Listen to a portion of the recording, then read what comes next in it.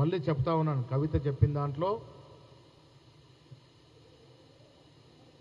Proof అయింది వారి కుటుంబం కాళేశ్వరంలో అవినీతికి పాల్పడిందని. వాటాల్లో పంచుకునే వాటాలో లెక్కలు తేడాలు ఉండొచ్చు, కానీ వాస్తవం మాత్రం అవినీతి జరిగిందనే మాట ఆవిడ గారు చెప్పక ఒప్పుకున్నారు. కవిత గారి మాటల విషయంలో రేపు కేటీఆర్ గారు స్పందన ఏంటో ఆ స్పందన కోసం ఎదురు చూస్తూ ఉన్నాం. వారు స్పష్టం చేయాల్సిన అవసరం ఉన్నది. అవినీతి జరగలేదని కొందరు, లేదు జరిగింది ఫలానా వారి వల్లనే జరిగిందని కొందరు, లేదు ఫలానా వాళ్ళకి ఏం ముట్టలేదు ఉన్నదంతా ఫలానా వారికి పోయిందని కొందరు. ఈ రకంగా వీళ్ళ ప్రజల్ని తప్పుదో పెట్టించి దృష్టిని మళ్లించేటందుకు ప్రయత్నం చేస్తూ ఉంది కేసీఆర్ కుటుంబం. ఒకసారి హరీష్ రావు గారు మాట్లాడుతూ ఒకసారి కవిత గారు మాట్లాడుతూ ఉన్నారు. దీన్నంతా కూడా ప్రజల్ని తికమక పెట్టే ప్రయత్నం చేస్తూ ఉన్నారు. వాస్తవానికి కాళేశ్వరం ప్రాజెక్టులో అవినీతి జరిగింది.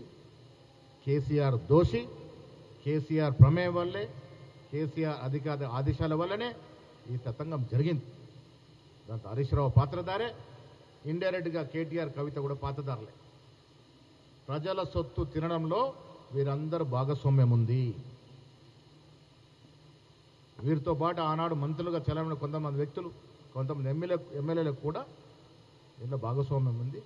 అవినీతి మరకలు అంటినాయి కాబట్టి ప్రజలు వీరిని గద్దెదించినారు. కాంగ్రెస్ ప్రభుత్వం రేవంత్ రెడ్డి నాయకత్వంలో ఆనాడు ఇచ్చిన మాట ప్రకారం కమిషన్ వేసినాం, దోషులుగా తేల్చినాం, తదుపరి చర్యల కోసం ఎదురు చూస్తూ ఉన్నాము.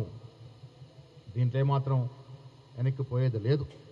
రెండో అంశం బీసీల రిజర్వేషన్లో కాంగ్రెస్ పార్టీకి చిత్తశుద్ధి ఉంది కాబట్టి ఎన్నికలకు ముందు కామారెడ్డి డిక్లరేషన్ ఇచ్చిన మాట ప్రకారం 42% రిజర్వేషన్ ఇస్తూ లోకల్ బాడీలో విద్యా ఉపాధిలో 2 చట్టాలు చేయడం జరిగింది.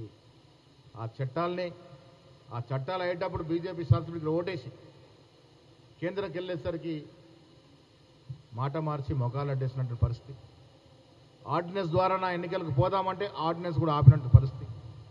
మళ్ళీ 3వ దఫా మా చిత్తశుద్ధిని చాటుతూ అసెంబ్లీలో గతంలో కేసీఆర్ పెట్టినట్టు నిబంధన వల్ల 50% లోబడే రిజల్ట్స్ని ఇచ్చే పరిస్థితి ఉండడం వల్ల దానికి అధిగమిస్తూ మళ్ళొక చట్టం తీసుకురావడం జరిగింది. చట్టం తేవడగాక గవర్నర్ కలిసి విన్నవించాం కూడా. ఇది ప్రజా కోణంలో చూడాలని, ఇది ప్రజల ఆకాంక్ష. 60-70 ఏళ్ళుగా బీసీలు ఎదురుస్తున్న ఆకాంక్షని పూర్తి చేయాల్సిన విధంగా గవర్నర్ని కోరడం జరిగింది. ఇవాళ బీజేపీ నాయకులు ముస్లింలోనే నెపం పెట్టి బీసీ వర్గాలకు వచ్చిన నోటికాడు ముద్దను లాగేసే ప్రయత్నం చేస్తూ ఉన్నారు. దీని ప్రధాన దోషులు కిషన్ రెడ్డి గారు, బండి సంజయ్ గారు. పేరుకు బీసీ నాయకులకు చలామవుతారు తప్ప బీసీల అంశం వచ్చినప్పుడు చిన్న నెపం, ముస్లిం అనే నెపం పెట్టి బీసీల యొక్క అవకాశాలని కాలదన్నే ప్రయత్నం చేస్తూ ఉన్నారు ఈ నాయకులు. తెలంగాణ బీసీ